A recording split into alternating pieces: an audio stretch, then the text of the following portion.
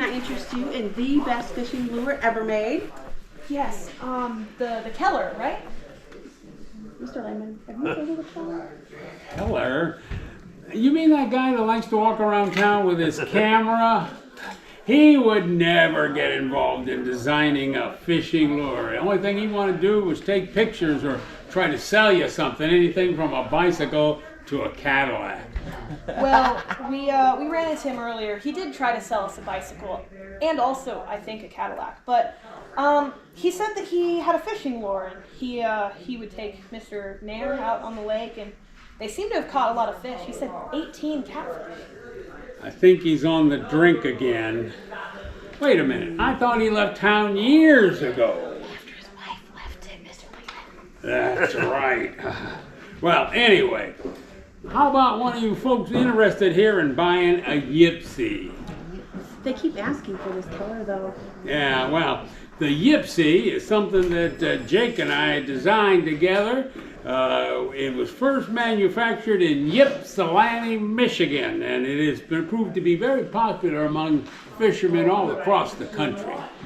I received calls over these Yipsies. Those are funny calls. Oh, People yeah. get so excited. Now, way back when 1921, A.H. Kaufman made me a full partner here at the store, and I thought we need to expand our inventory. Jake and I were talking, we got the idea for a lure, and thought, why not? So we found the manufacturer, and it's been a great seller ever since. Wait, so you're a hardware store and you sell sporting goods? Well, yeah, we sell hardware, houseware, paint, sporting goods. Oh, we had to contract a little bit on the dry goods and things of that nature. But, back in, was it 1923, I think it was, Mr. Kaufman died, and after that I became a full partner with Mrs. Kaufman. We started in the corner of Main and Market, in the southwest corner, to be exact, the Hughes building. We moved over to Market Street later. Mr. Kaufman was keenly interested in the growth and prosperity of Nappanee. Mr. Lehman here was able to keep that tradition going. Well, what else can you tell us about this EFC? Well, first of all, it's good for what ails you, whether you want to do casting or trolling. Comes in all kinds of sizes. We got underwater, we got surface, and we got large surface. It comes in any color you want. We got yellow, we got black, we got aluminium, red, different color combinations. It will help you to catch bass or just about anything. It's very popular. Well, thank you so much for taking the time to tell us about this bait. We better be on our way. Wait a minute though, if you happen to change your mind, come back and see us. Keep in mind, they are $1.25. That's right, you'll catch yourself some bass, and let me tell you, them's good eats. Well, I think I might have been sold on the Keller, but we'll have to see. When the Ypsilanti Bait Company quit manufacturing, Frank Lehman turned to the South Bend Bait Company. However, in the 1940s, the South Bend Bait Company notified them they could no longer manufacture the bait. They began to manufacture a similar lure called the Nip-I Diddy. The Lehmans sought legal advice and were told the lure could not be patented. The South Bend Bait Company were free to manufacture it. Lehman's hardware took to manufacturing the Yipsy themselves, and they ended producing it in the 1960s. Let's continue our journey around the corner here. Thanks for stopping by.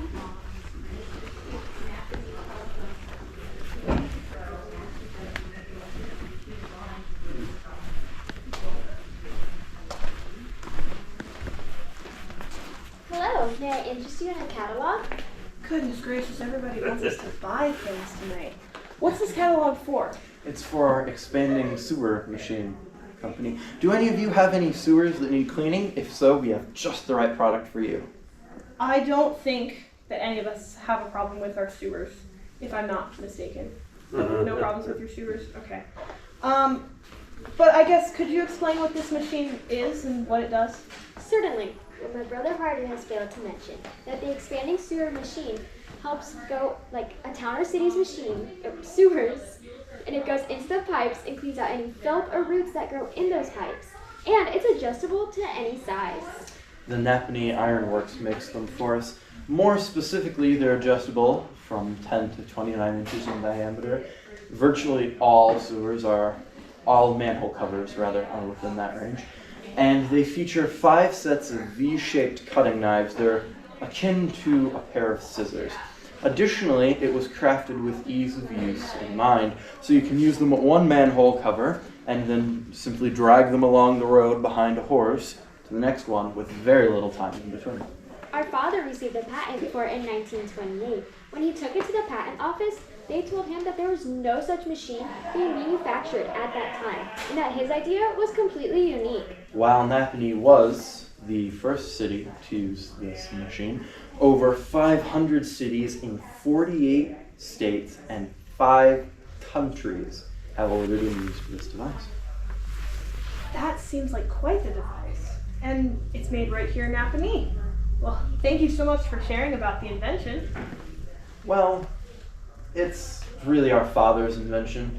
His name is A.E. Wright. He's also very busy as the town's undertaker. Carter and I help our father with his expanding sewer machine company.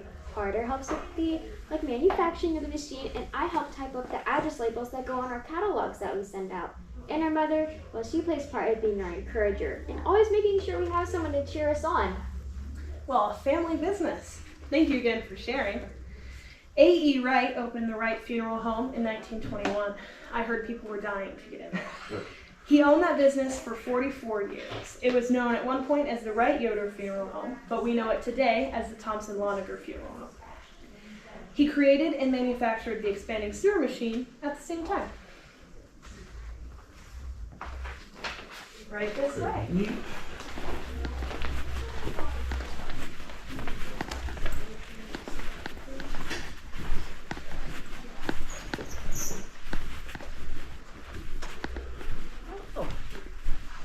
What is this? It's a relaxo table. What's a I relaxo volunteer. table? You're not the first. So it's an adjusting table for use by chiropractors and osteopathic physicians.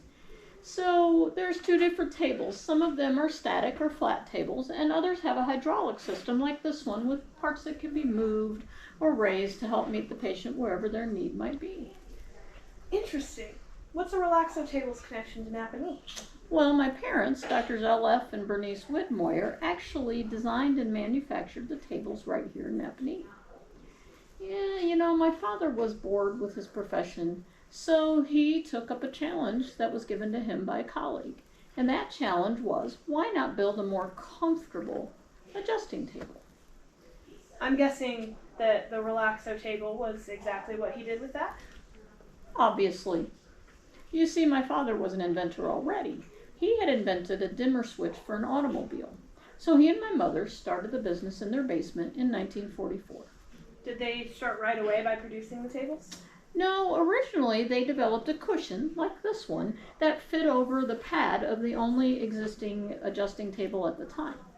But that design was so well received that they decided to manufacture and build their own table, incorporating that original cushion and pad design.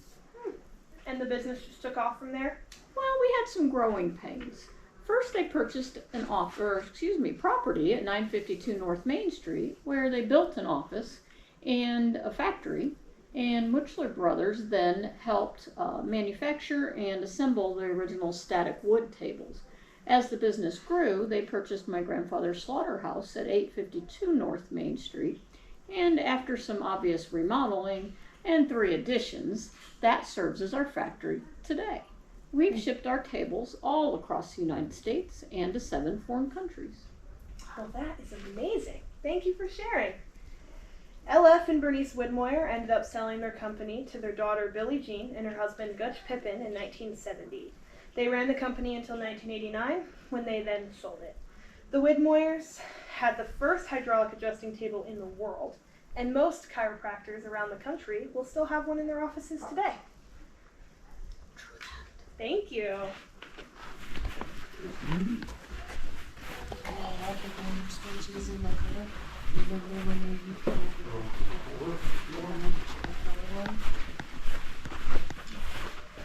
You know, we have a problem when we're installing the modular kitchen cabinets with the cabinet that we're putting in the corner of the kitchens.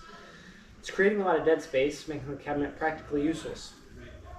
That does seem to be the problem. Man, I miss the Hoosier cabinet days when we did not have such problems. Yeah, you're right, but, you know, the modular kitchens, they can be customized for everyone's needs. Although the dead space that's been created in this cabinet is regrettable, our customers still have their choice of colors, handles, hinges. Oh, and size. I bet our great designers will come up with the perfect solution to this problem. Yeah, you're right. I still think that a pie sheet cabinet would work, though. I don't know where to go from there. Maybe like a revolving server tray could be installed instead of the shelves. Oh, what was that one thing? The thing that Vanity Fair advertised in the magazine? It's kind of round. It was named after Thomas Jefferson's daughter. Cause The lazy Susan. I think we might have solved our problem. Let's go take our ideas to the designers. I think we might have just witnessed the idea of the Lazy Susan cabinet coming to life. As the Hoosier cabinet's popularity decreased, the company transitioned away from Hoosier cabinets to built-in modular cabinets. These are much like the kitchen cabinets you would see in your own kitchen at home today. Compass Nappanee was one of the first companies to be credited with the use of this modular style, and it could be customized to the customer's needs. To solve the problem of creating the dead space in the kitchen and to stop making the corner cabinet essentially useless, designers created a pie-cut cabinet in the corner, and they inserted a Lazy Susan in the middle, so it could rotate and you could access all of the use of the cabinet. This 1942 design made the corner more usable and increased efficiency, and the development of this corner cabinet design became very popular in the market when it was introduced and featured in kitchens today. We may not think about it, but the design is actually a very inventive solution to a very simple problem. We designed it, found a manufacturer, and it is now popular with fishermen all across the country.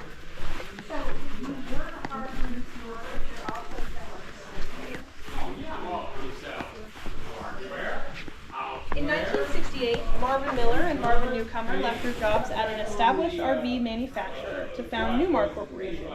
Their mission was to build and sell the best quality recreational vehicles the world had ever seen. They began with the release of the 1971 Country Air fifth wheel. The introduction made Newmar one of the first and largest fifth wheel builders in the RV industry. In 1984, Malin Miller gave up his position as president of Holiday Rambler, and he purchased a 51% stake in Newmar Corporation. All right, bring it in, just like that.